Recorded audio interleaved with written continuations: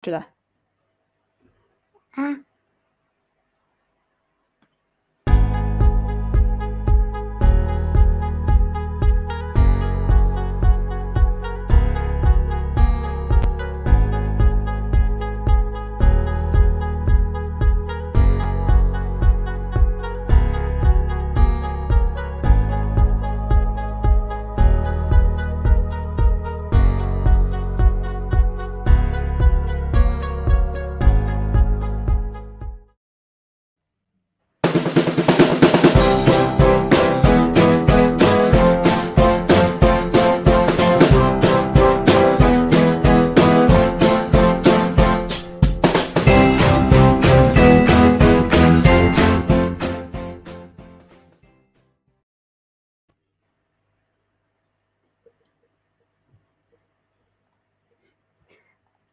And I realized I didn't mute, so I was dancing away to the music by myself.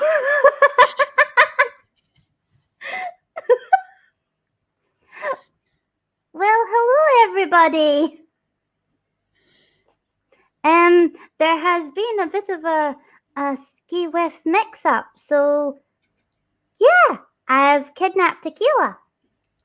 Yeah, I've been kidnapped.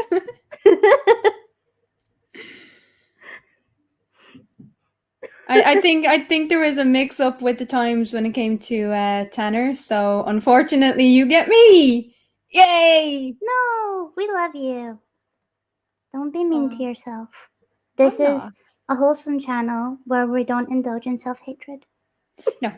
No. I'm telling people they have to deal with me now, and I'm evil, and it's fun. It's fun. It's fun to be. No, I am. I'm glad to be here. And I genuinely hope Tanner can be rearranged, and he comes back and tells us all about rockets, because rockets are awesome. I was so excited. I got a little list of questions, and now we're just. Well, I'm gonna have to wing it now. Yeah. Well, woohoo! One of the benefits of winging it is that like anything can happen, anything can be said. Are you sure you're the evil one?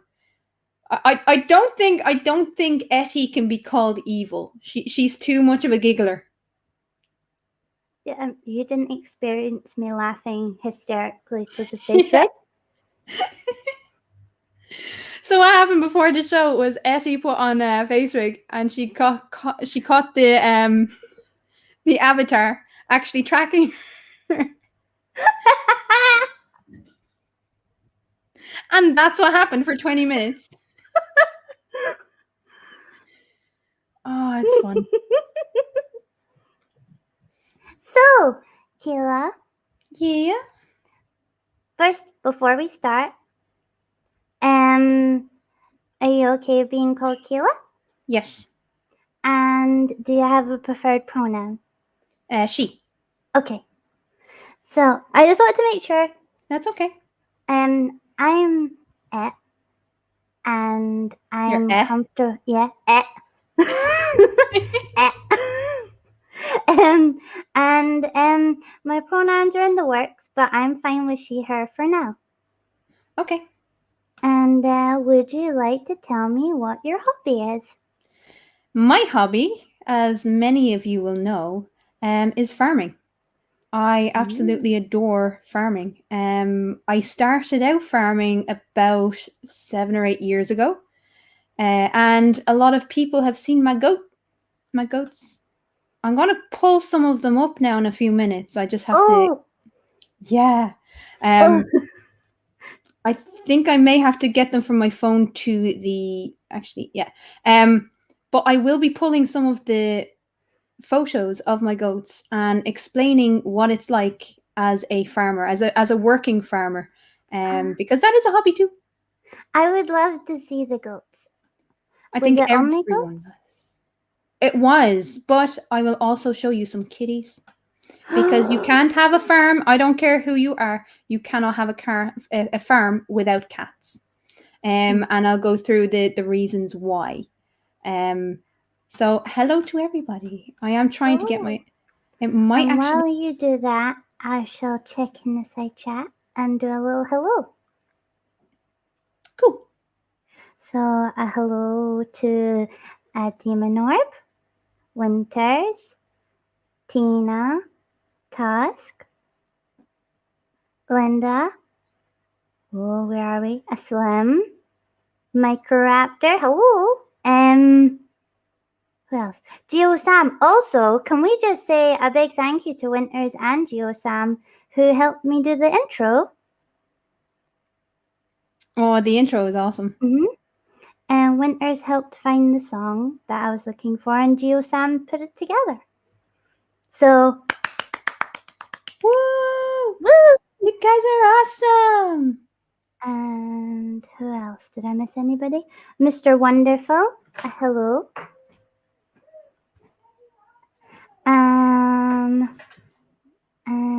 I think we got. Oh, Natasha. Hello. And who else? Who else? I'm sure I've seen somebody else. Ah, Mark. There you are. Hello to Mark. And have I got everybody?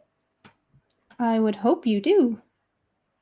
Or maybe if there's more people. Yes, Tina says goat is greatest of all times. Yay! I do like goats. I think they're very cute, but their pupil occasionally scares me a little bit. Yeah, and I'm going to explain a little bit about their Oh, apparently you're not. I accidentally clicked. Who's hiding? I don't know. Mark was hiding. Mark was lurking. But I just clicked. Sorry there. Yeah, Mark was exposed. Mark was exposed. Oh, and there's the penguin. There's a penguin? And yeah, Omega. Nice. And we're just gonna ignore Tusk in the side chat now. Yes, hashtag no dragons for Tusk. You deserve that. You deserve it. Yeah. Hashtag cancel Tusk. Cancel Tusk. Right. Well, these are being sent over to my laptop, so I'll be able to share them now in 2 minutes. Oh, I can't wait. Well, everybody loves the goats. Everyone loves the goats, except for Tusk because he has no soul. I try every morning to look for them. Them meaning Tusk's soul. I feel like he glued them together with a couple he's stolen. He may have. That would actually make a lot of sense. So don't blame me. Yeah, no snuggles for Tusk this week. So when you're dealing with any animal, the first thing you need to make sure is that you have a decent plot of land or a decent habitat for everybody. So if you have cats, you have to make sure that you have enough space for the cats. If you have a budgie, you have to make sure that you have enough space for the budgie. And the other crucial thing is that you have a very good vet. So in Ireland, we use grass-fed animals. So we keep them on pasture, we keep them on land. And for each animal, there is a set limit of a minimum amount of land you need per animal. Well, that's good. That's always good because it means that it gets rid of the idea of zero grazing farms. You have to have enough land to keep those animals on. Keela has huge tracts of land. When I was on the farm, I had 28 acres for about 30 to 40 goats. So that's actually pretty good odds. And I cannot wait for this to finish so I can actually show you some of them. I just found a funny story in the side chat. Ooh, please do tell. Natasha had a goat eat her cardigan at the zoo once. And she came home and told her mom it was a camel. If it was a camel, I don't think it would stop at the cardigan. Oh, no. Would I it? don't. I don't know much about camels. Do you think I it would don't have know. inhaled her hand? I don't know. Okay, so I can upload some of these now. There's a few after going over. So yay, we can see some goats, and I can tell you about my goats. Woohoo! And do you have a little Cahoolin there also? A Kahoo? A Cahoolin? The one No. Tusk named. Oh, Cucullin, yes. Oh, oops. Yes, that's okay. Okay, let's pretend that didn't happen. Oh, do you have the goat whose name I can't say? Cucullin, yes, Yeah. we have Cucullin. I'll show you Cucullin because Cucullin was an incredible beast, and he gave us quite a scare as well. Let me see where are they actually being saved? There's about 7 or 8 of them going over, so I'll be able to show them now in 2 minutes.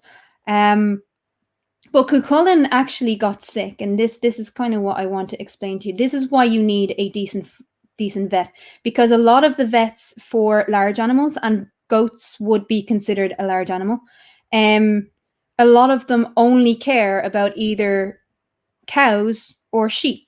So for instance, if you're doing a procedure on a cow or a sheep, you would lie them down in order to do that procedure.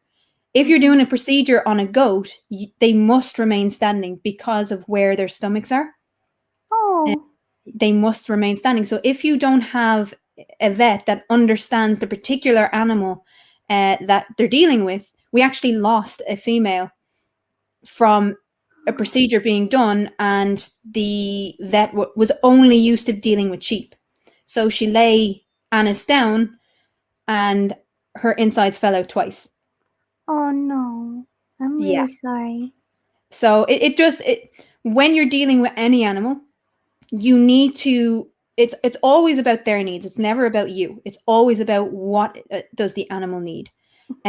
So as I said, for instance, having a vet that knows their particular needs is a very, very highly skilled. It's an important thing to have. So for us, we had a vet not too far away, and anything we needed, he was there.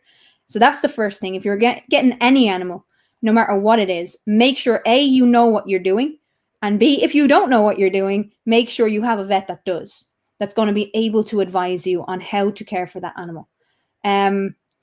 We had a few people come to the farm and say, oh, but you eat your goats. How can you send your goats away to be eaten? And again, when you're in farming, having a farm is not the same thing as having a pet. And this is why the hobby corner is so important to distinguish. So when you have a farm, you have to have a mindset of you can't keep all animals. You can't sell all animals. And so you have 3 choices.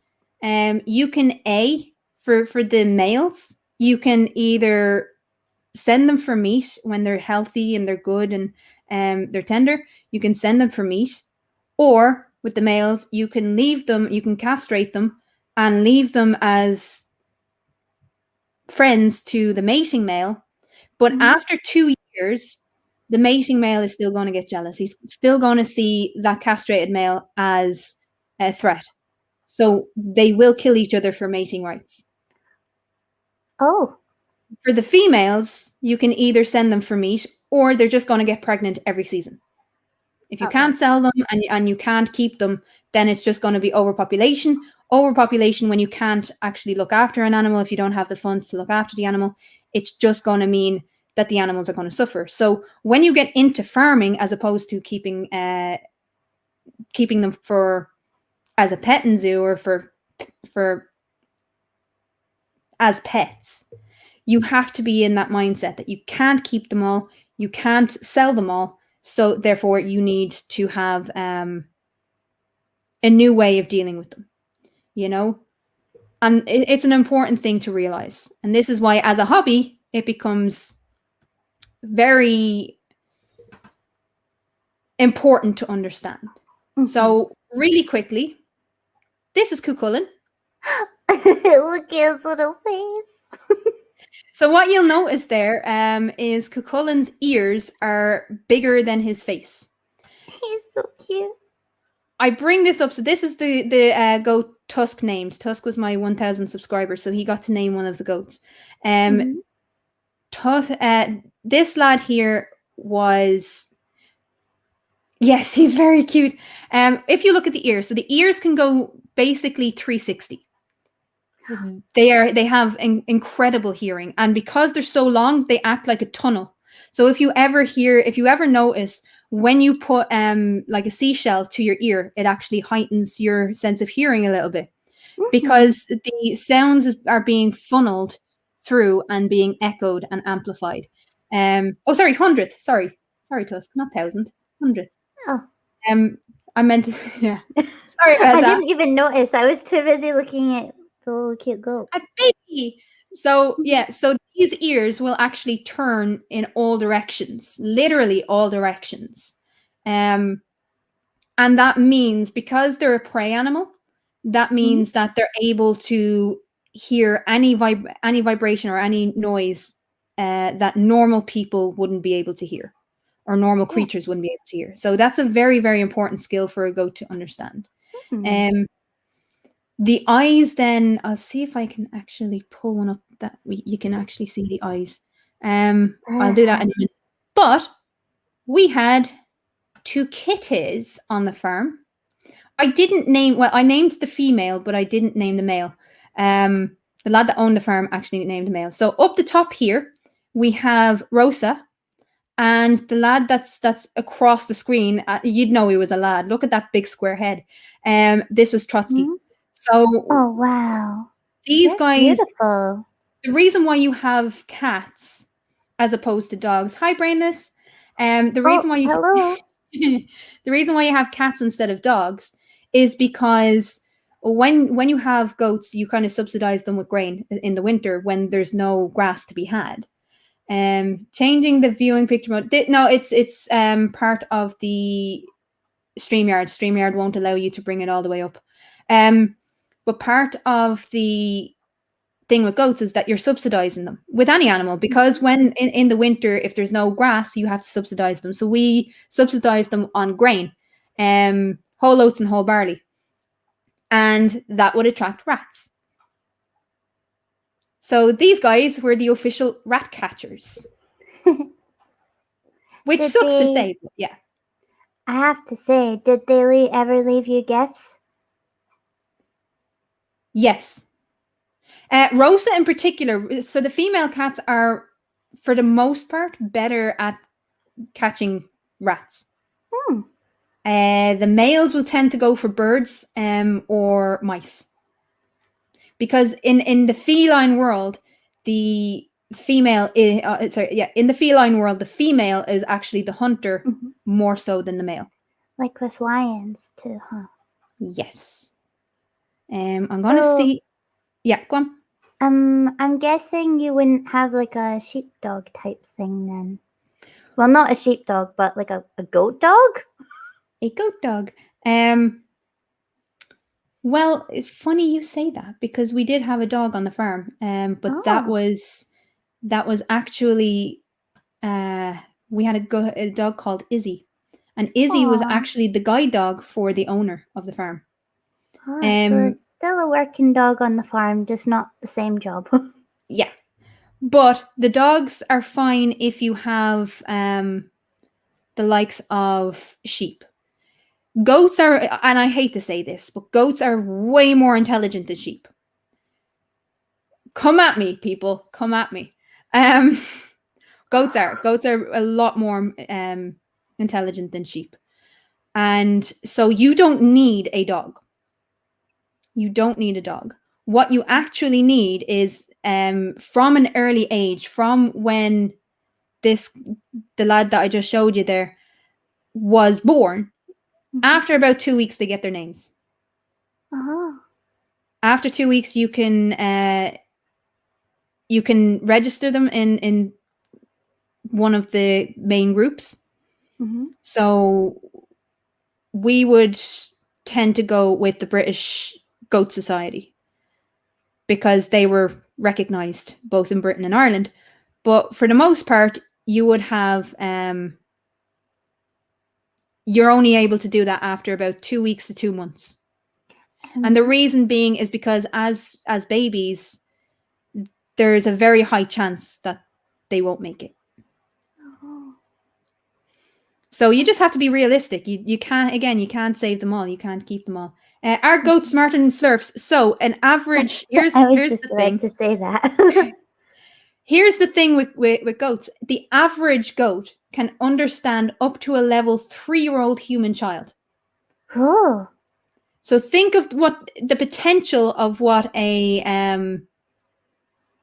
3-year-old human child can know, and what and that's the equivalent. They are highly intelligent animals. I'm trying to find. I've just had this comment by Mark saying goats are more intelligent than sheep. Next, you'll be telling me water is wet. Yeah, I know. Yeah. And then Mr. Wonderful said, "Well, I know from working on a sheep farm, they are pretty stupid. So I believe goats are smarter."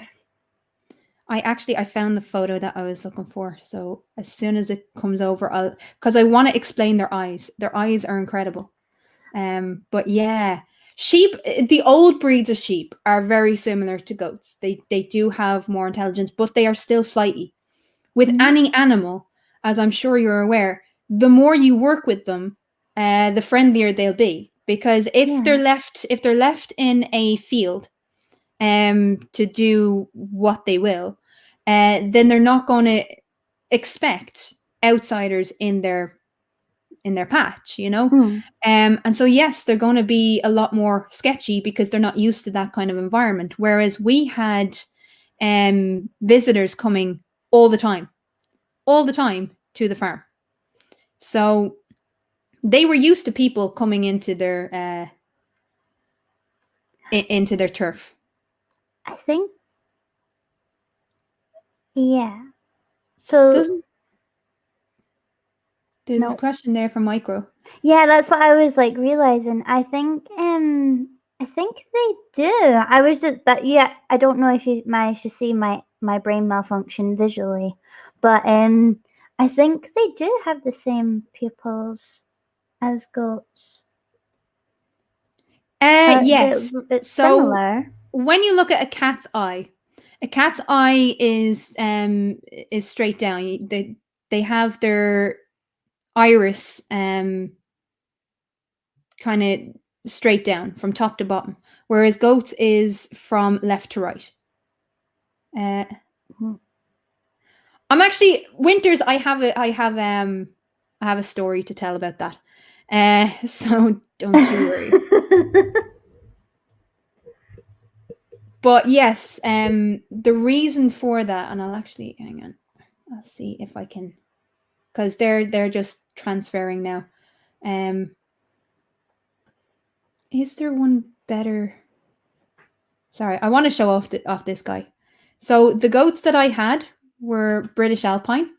And this is the traditional British Alpine look. There's 2 types of breed. There's about 20 different types of breed of goat, but there's 2 types of breed with this kind of colouring. There's the British Alpine and there's the Toggenburg. And it's basically like the difference between a Chihuahua and an Alsatian. But where the British Alpine, as you can see, is black and white, it's actually a dark brown. It's not black. When they're kids, they start off as kids as black and white. And as they grow, they become more brown. That's pretty cool. Yeah, they shed their coats.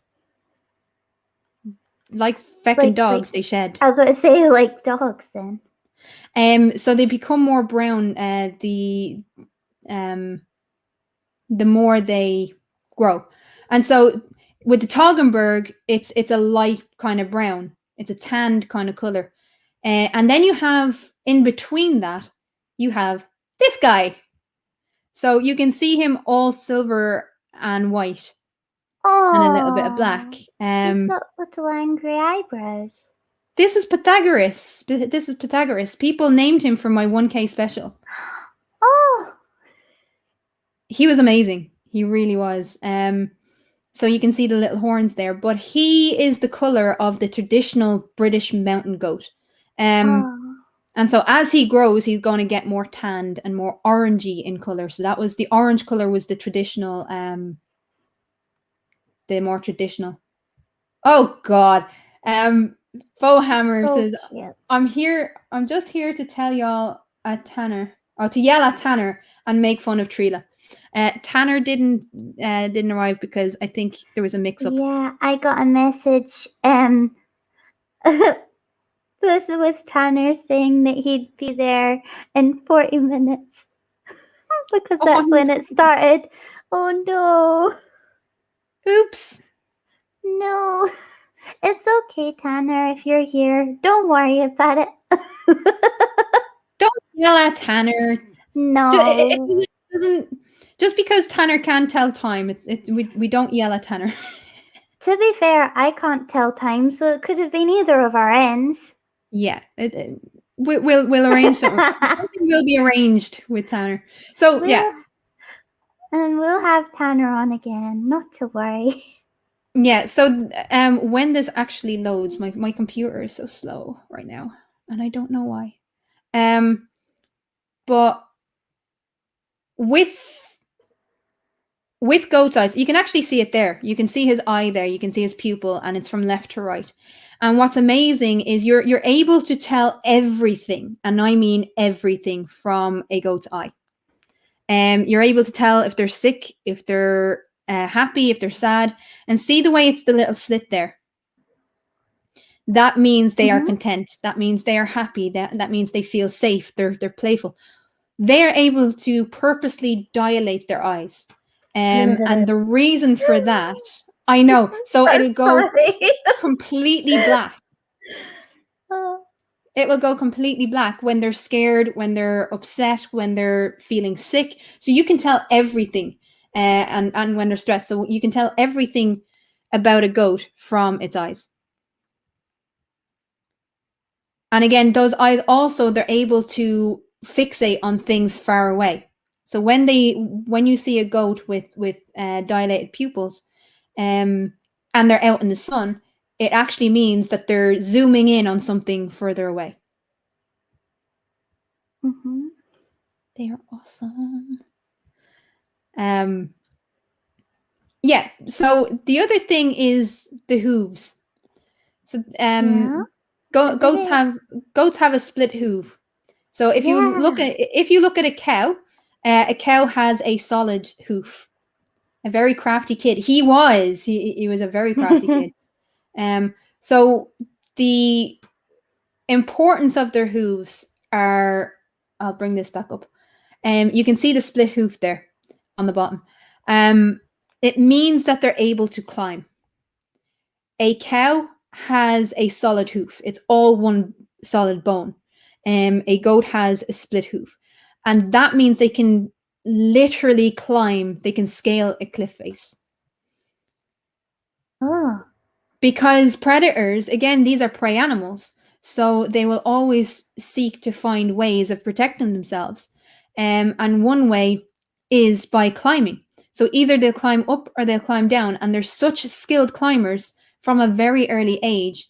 When I was on the farm, we had a little bank area, and this is their house. Yes, their house is a stone building. But this is their house, and you can see the hay and the straw around it. And there was more because there was babies.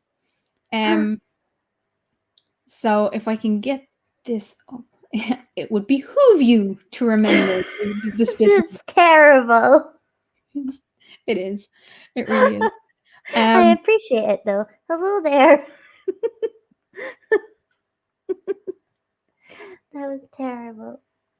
It was funny though. No, it was good. Terrible. Some people will know these next two. So this one here, you can see the little slit here, or the little white mark here. This is what's his name? This is Space Comet. Oh. And the one with the brown hair here, and the white spot on the tail, this is Kepler. And my subs named him. Well, actually, no, sorry. Space Comet was named by Conspiracy Cats and his subs, and Kepler here was named by Mr. Sensible and his subs because they got me started on YouTube. So I gave them, as the 100 sub thing, I gave them the option to name the goats. They ran polls on their channels, and yeah, Kepler and Space Comet. So say hello. Hello. They're very cute. They are. And one of the things that people don't understand is, so goats are a social creature like ourselves. Okay, there is an important question in the chat that I'll get to. Goats are social animals. They don't do well on their own. Like us, they don't do well on their own. What we would do was we would keep them, we'd split them off into pens, and the mother and their babies would be kept together. So some farms, the larger farms, would take the kids away at a very early age from the mothers, and the reason being is to supply milk that they can use because they needed the milk.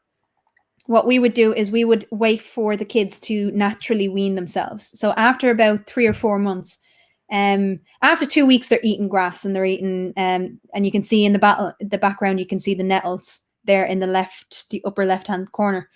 They love nettles. They love anything spiky. I don't know how they do it. They love gorse. They love everything in grass. They don't actually eat grass itself. So this question from Mark, do you milk your goats, and what is goat milk like? So like with any food, different breeds are going to create different tasting milk. It depends on what they're eating. It depends on how healthy they are. And goat's milk is the interesting thing about goat's milk. Goat's milk has a particular enzyme because goats don't eat grass. They eat everything around the grass.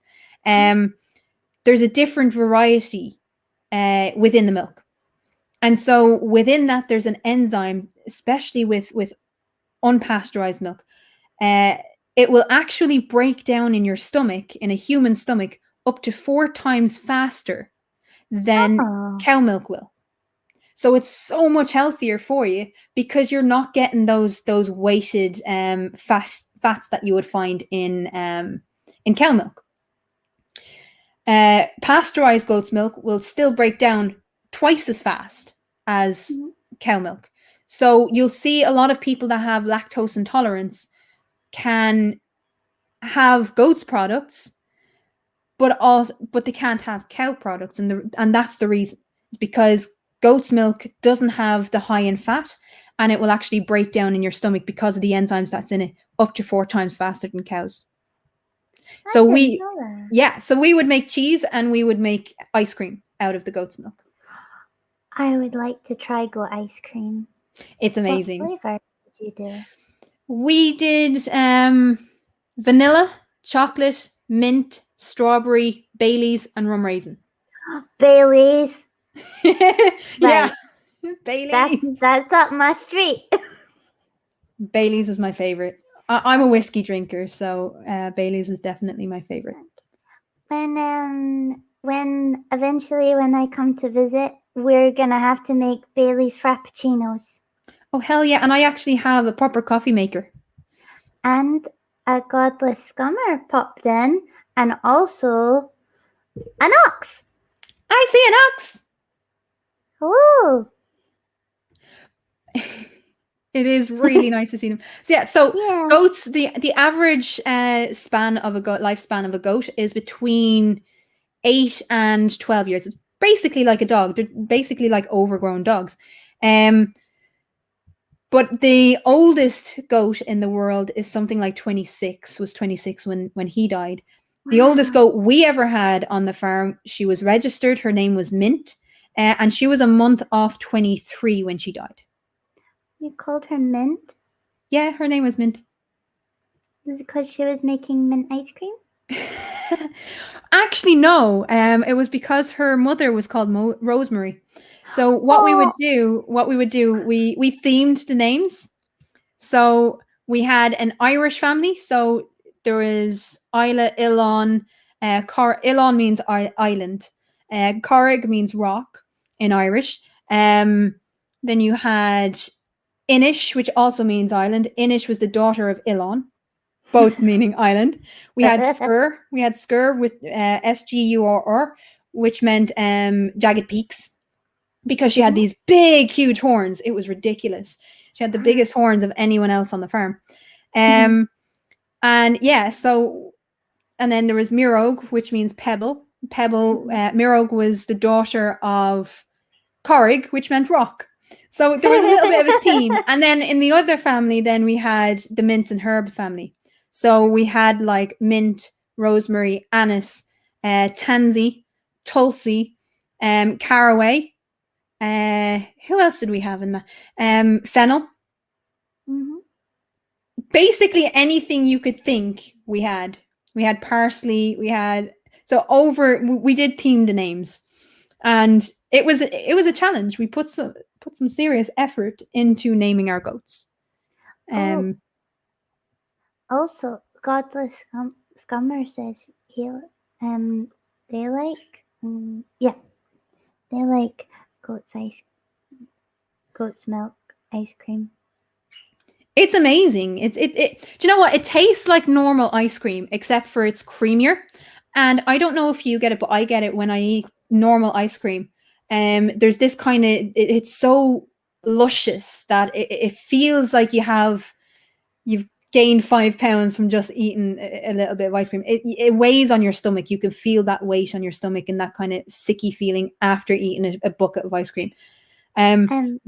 Whereas you don't get that with goat's milk, because goat's ice cream, because it's breaking down constantly in your I do have a magic power. It means I can eat endless amounts of ice cream and be okay with that.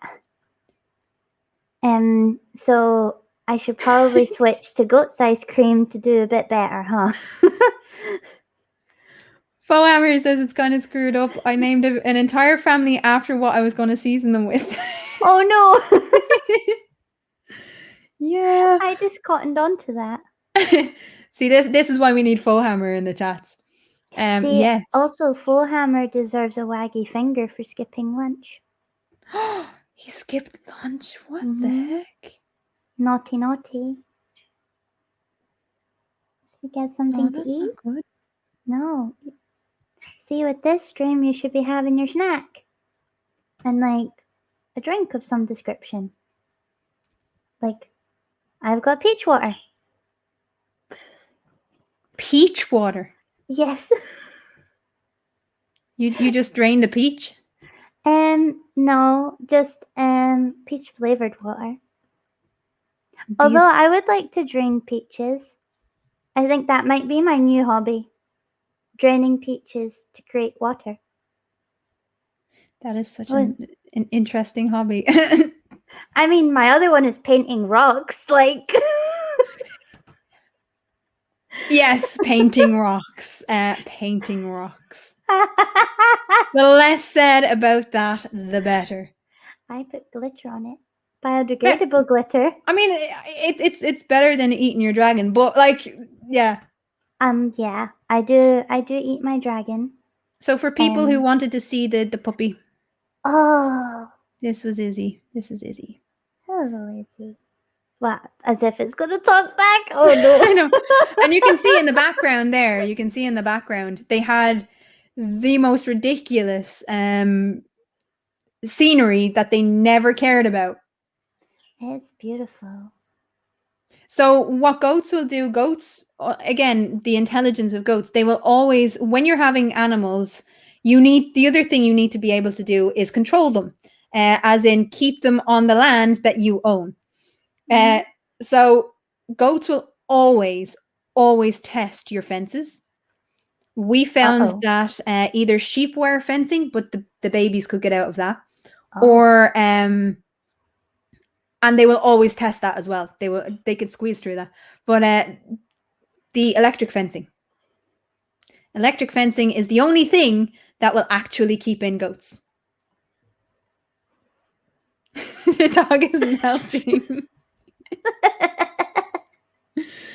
Oh, you can see how happy she is. She has her little tennis bone. So instead of a tennis ball, because she was such a big animal, we were given this specific little bone thing that was, it looked like tennis balls at the end of it, and she loved it.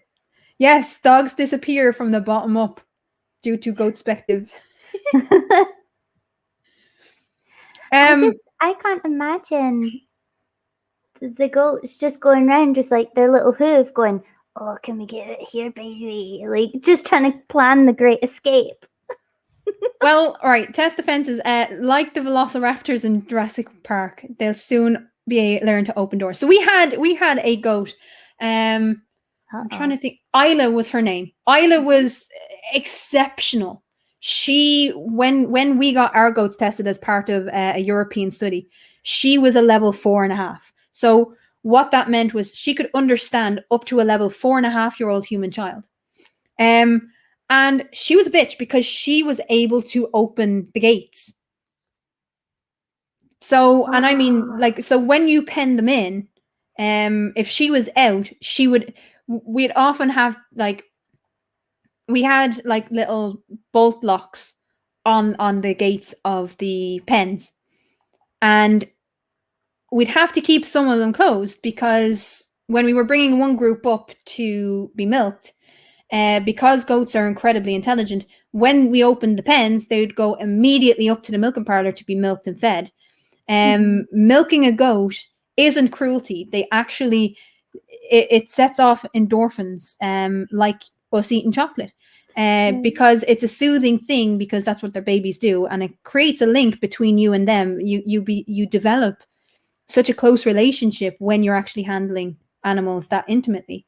And it actually does relax them, because it's not nice for any mothers out there who have breastfed their children. It's not nice to actually carry around all of that milk inside of you. It's very uncomfortable, actually. So they will call over their babies when they're feeling too tight, and the babies will feed. And it's actually really relaxing to them. So they do like being milked. I do have a question about that. Sure. If you played the sound of a kid crying, would it make the goat lactate like it would a human? No. Oh. Here's the interesting thing. So goats have about 27 different bleats.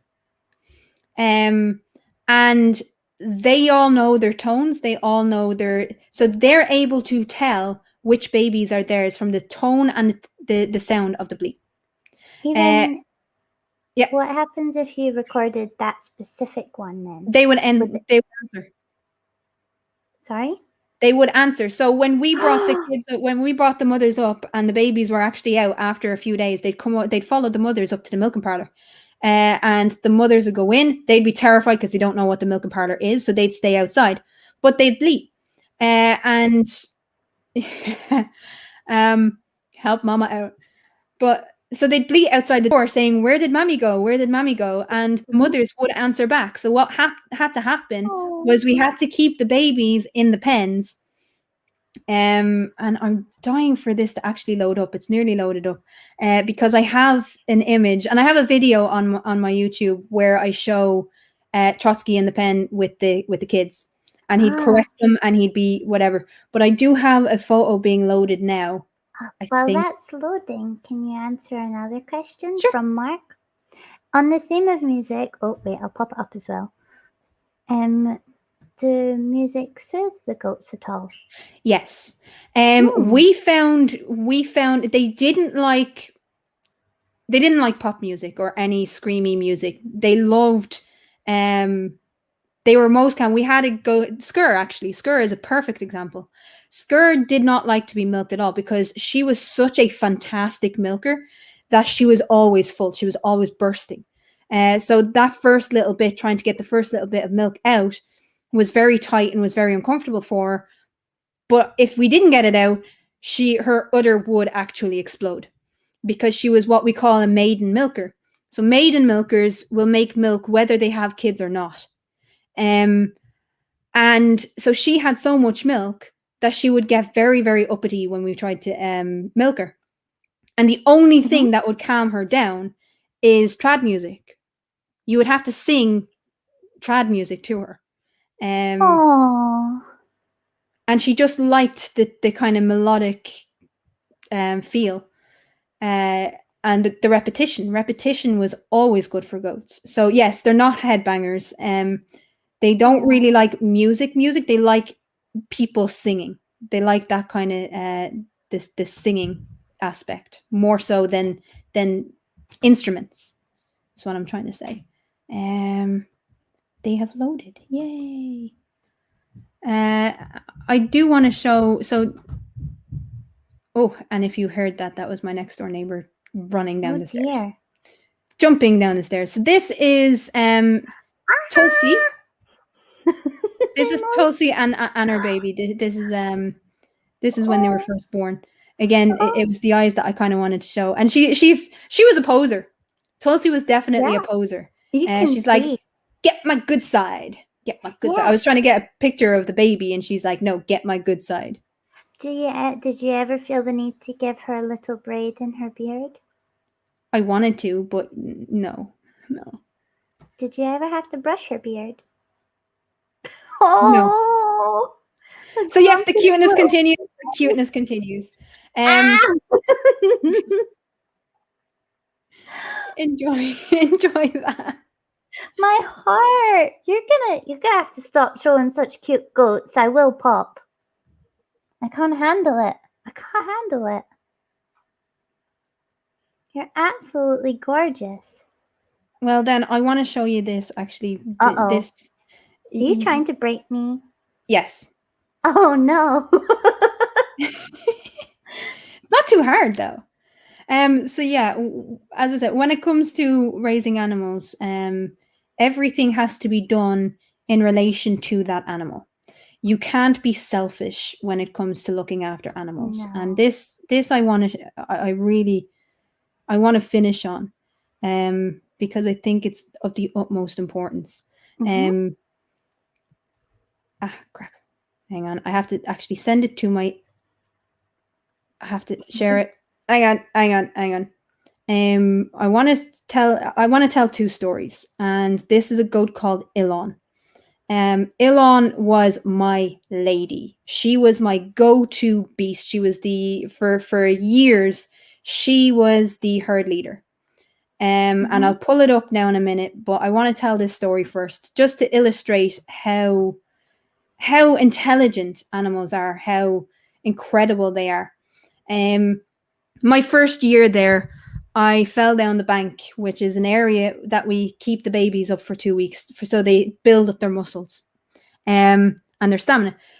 I fell down one of the rocks, and I badly sprained my ankle. And Ilon was just coming out of the milking parlor. So the girls who were volunteering at the time, they were cleaning out the milking parlor. So she came out, she had a drink at the water trough, and she was making her way down, and she noticed something was wrong. So she came over to see what was up, and she was a big beast. She was she was about 120 pounds. Like she was a big creature. There's a reason why she was herd leader. But she came down, she noticed something was wrong. She started bleating in my face, and I kind of pushed her away. And she came back. So she walked down towards the goat house, and then she turned around and she just stood there looking behind her and looking at me, and looking behind her and looking at me. And eventually, and she kind of just stomped her hooves a little bit, very gently, to kind of brace herself. So eventually I realized I couldn't sit there forever. Tears running down my face because I was in so much pain. And I stood up, and I used one of the rocks to kind of get myself back up on my feet and try and walk. And my foot hadn't even reached the ground, and I kind of fell onto her with the pain. And she had braced, ready to kind of catch me. And very slowly, she walked me back up to the milking parlor. And when she got back to the water trough, she started doing a distress bleat that they only use this bleat when their babies are missing, when they can't find their babies. So she starts screaming at the top of her lungs with this la, la, and it was literally like an alarm. And the girls came rushing out of the milking parlour saying, what the hell? And as soon as they came out, she stopped. Oh. She fell silent.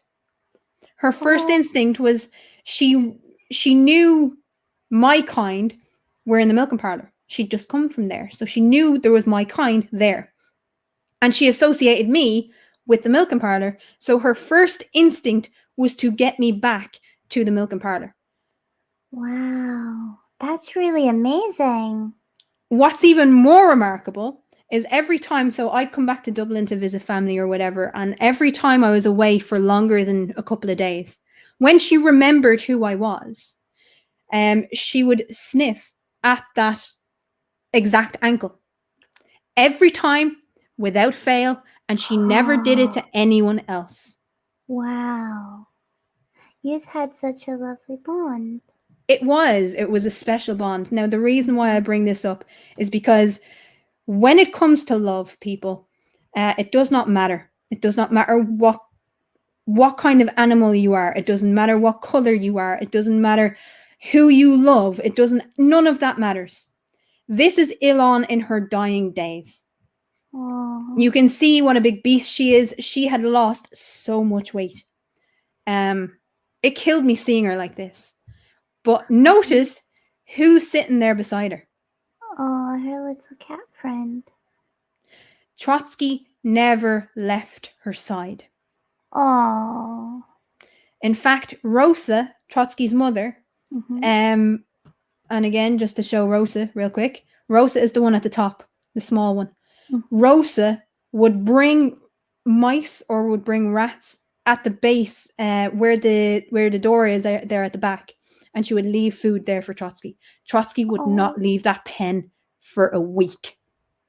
Until she finally passed away, because he knew she didn't have long left, and we eventually had to put her down because she wasn't getting any better. At this stage, you can see the hay here on the right hand side.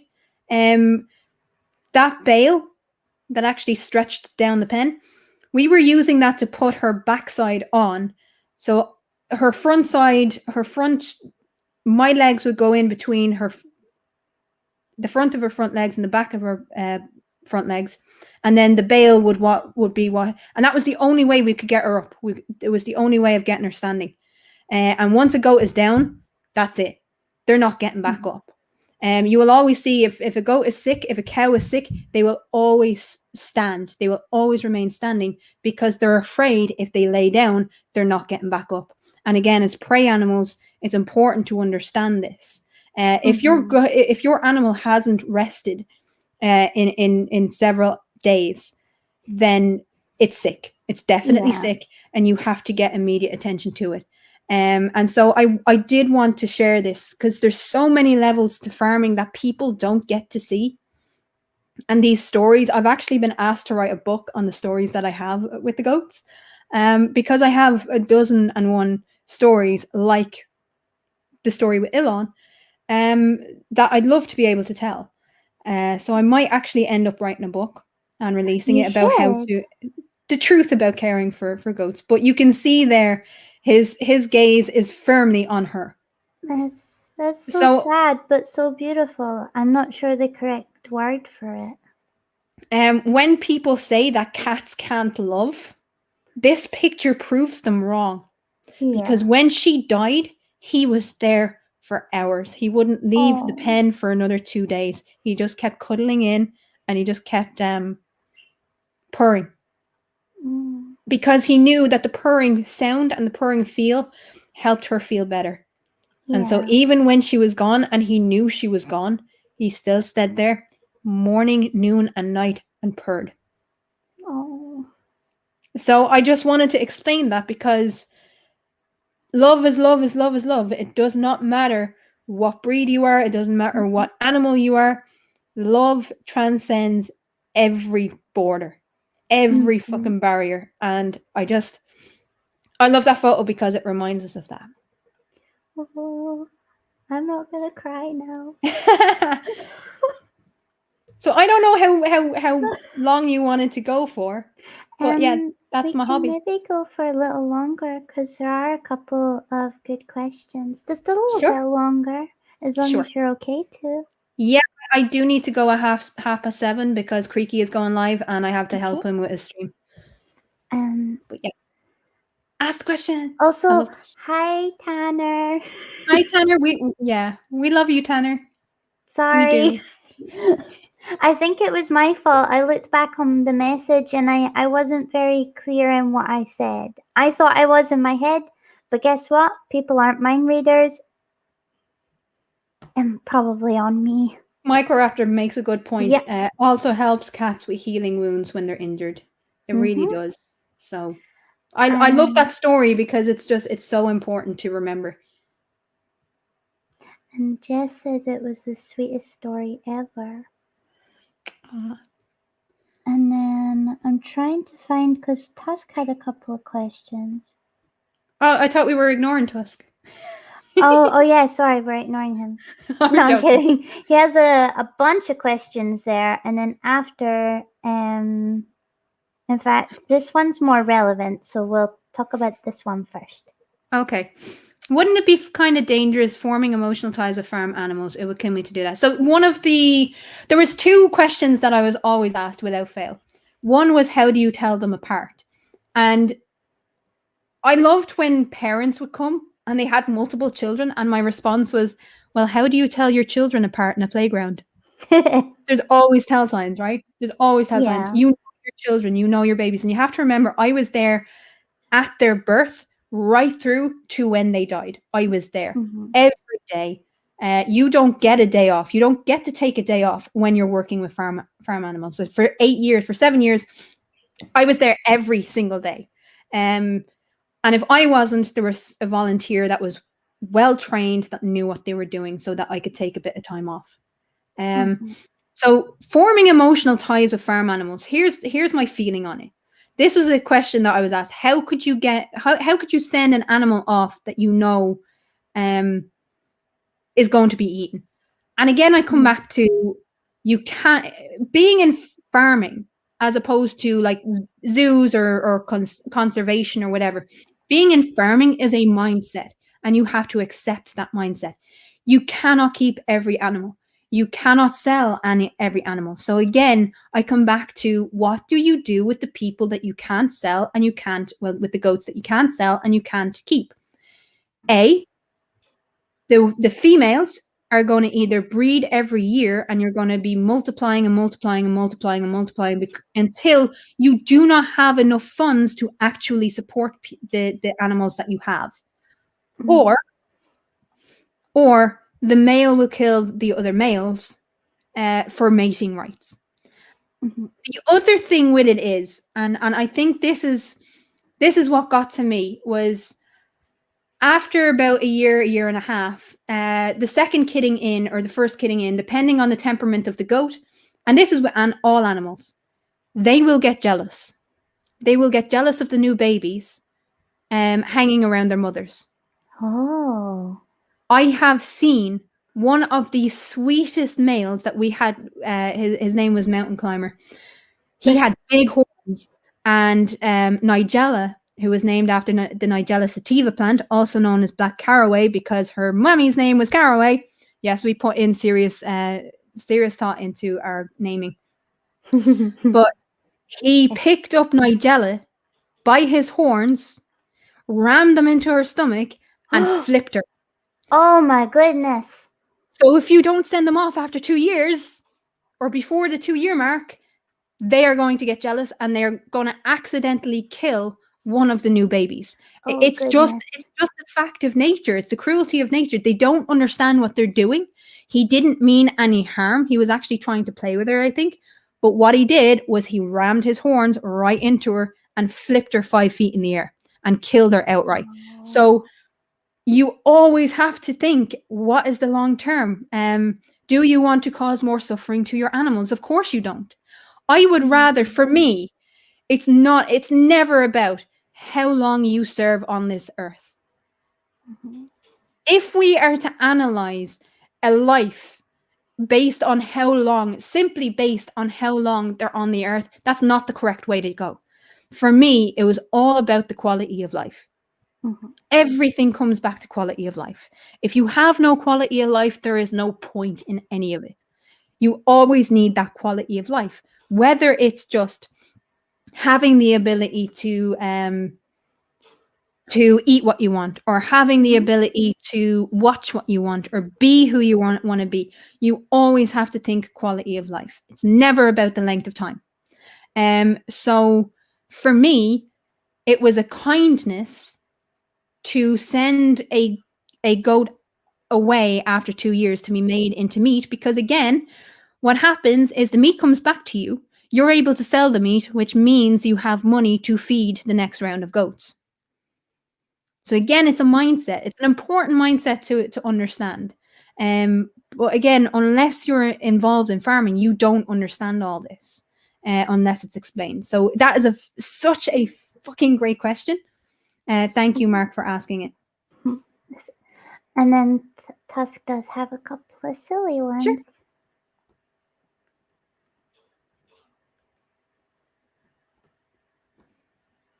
If you find them. Did you ever get your welly boot stuck in slurry and realize that no matter what, you're getting shit up to your knee and never getting the welly back?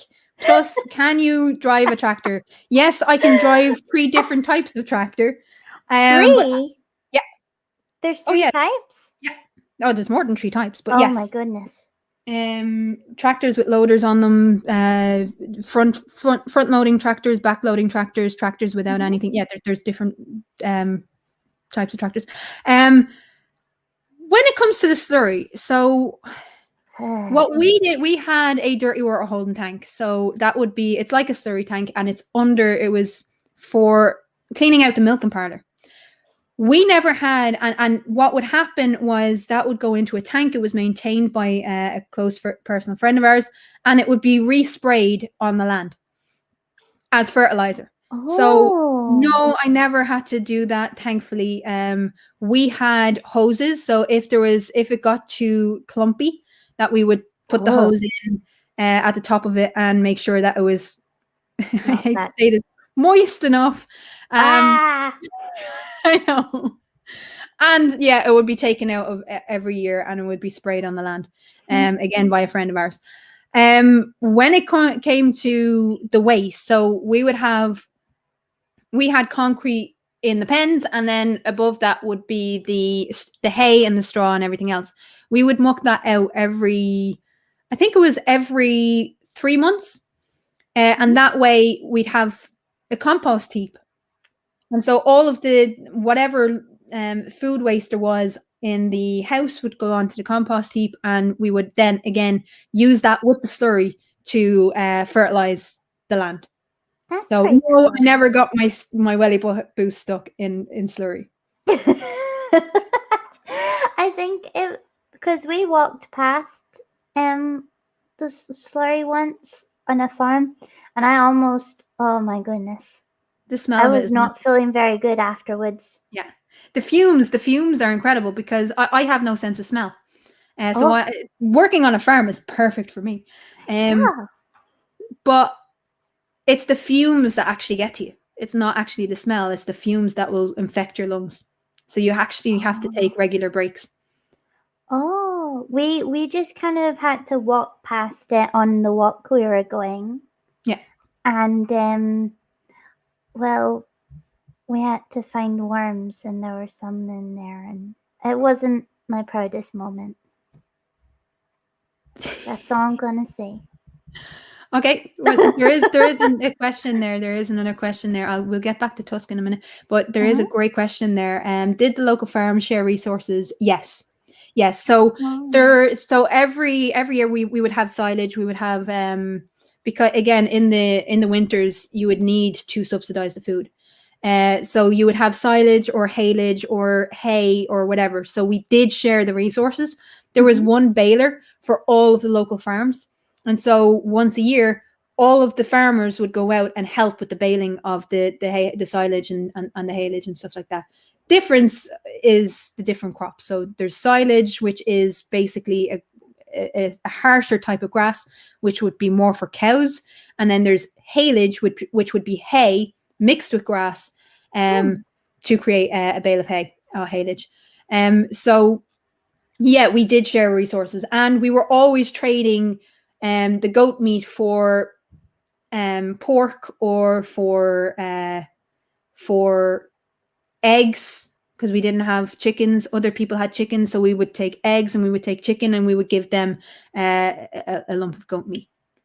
So yes, absolutely. And sharing local resources is such an important thing. It creates bonds. It creates bonds. So it's more of a community, not just a place to live. Yeah. I'm sorry, I'm pulling this up. How often does Tusk get milked? I mean, never mind. Yeah, you don't have to answer that. I just wanted to pull it up. He gets milked regularly. Is there any other questions? Sorry, go on. You know how, like you said, like he'll bleat and I'll come over, and that's how it works. It's the same. Say nothing on that. Oh, I'm not. I mean nothing. I reserve my right not to speak.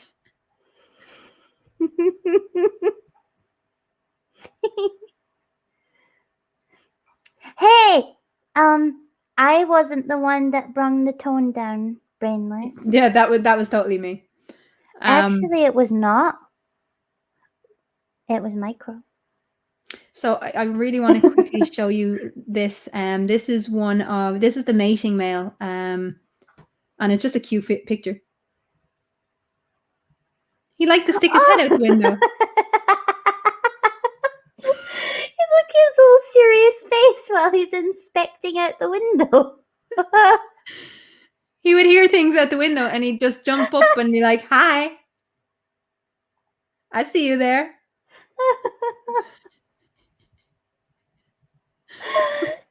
His little face.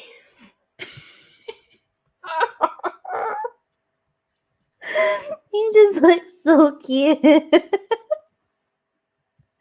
I don't see. You've broken me now. Yes, victory. Oh. Have we any other questions, or are we good to go? I think. Oh, wait. I have one question. Yes. What actually made you want to get into goats? For lack of better term. That's a very, very good question. I've always loved animals. I worked when I was 13. I worked in animal rescue centers as a volunteer, and I understand animals a lot better than people. I have high anxiety, so working with animals actually really does help with that. But how I got involved with the goats was my friend who owned the farm took on volunteers, and stuff happened in the cities. I couldn't deal with the cities anymore. The anxiety was too much, and I asked them, could I come down and help? And I just never left for 7 years.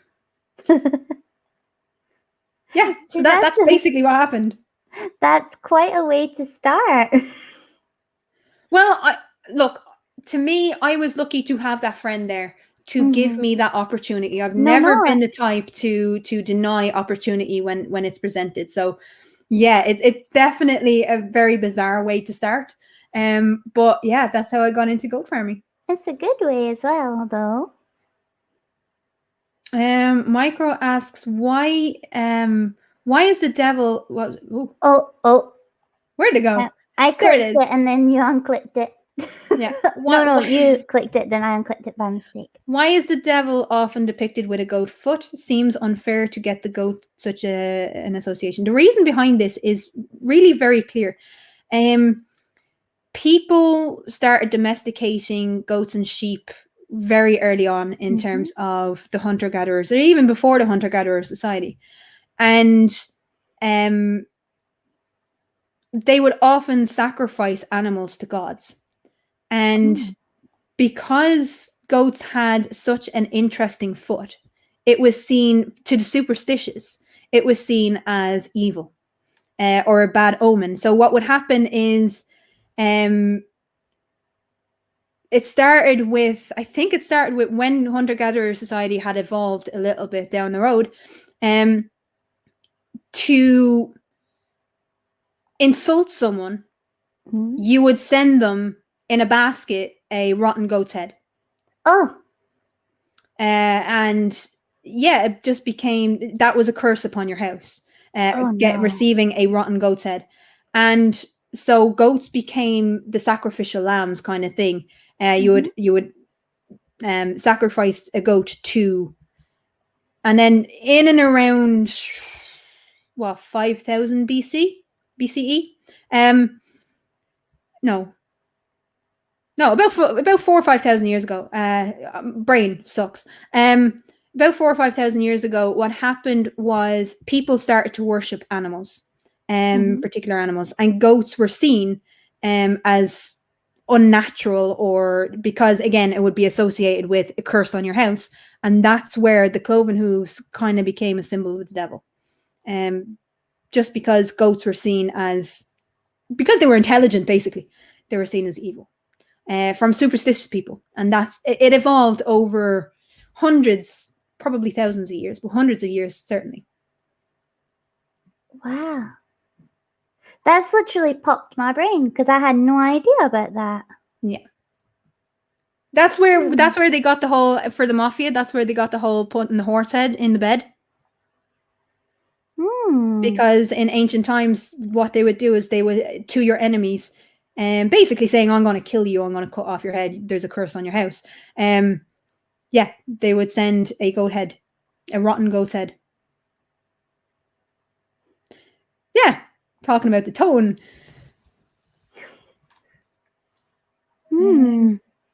So yeah, how much, Jess asks, how much room do you need to raise little goatlings?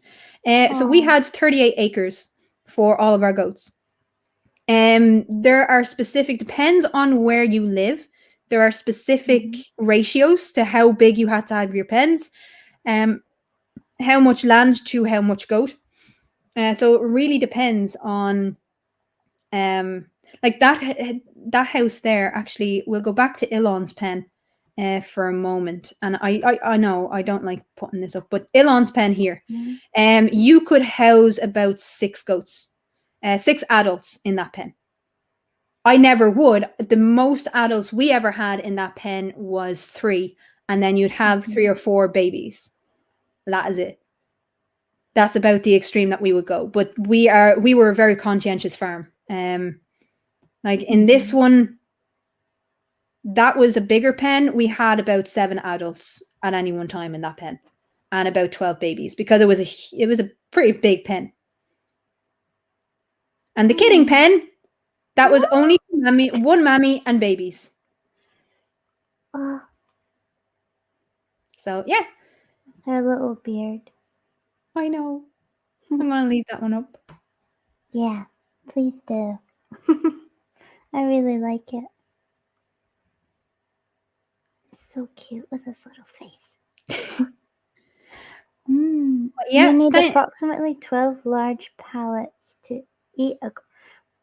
That was not the question. Plates to eat a goat. Oh no! I'm not commenting on that one. Look them in the little eye and say that. The little baby. But yeah, if that's all the questions, we might have one more question and then we'll call it a day. Yeah. Did Tusk have an actual question, or was it just like ridiculous one? I mean, I think one sec, he messaged me one a little while ago. Actually, just for Tusk, we'll put up... Oh no, up, it was a welly in the slurry. That was the question. Okay. We'll put up Tusk's goat. We'll put up to Cucullin, and Cucullin was beautiful. Absolutely stunning. Look at that baby face. Look at that baby face. Yes, it's an intensive goat education, and believe me, that's only scratching the surface. There's so many levels of talking about goats. Can you train them to go after items? You can. What? Oh, there you go.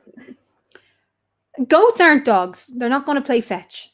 But you can train them to do tricks. You can train them like so.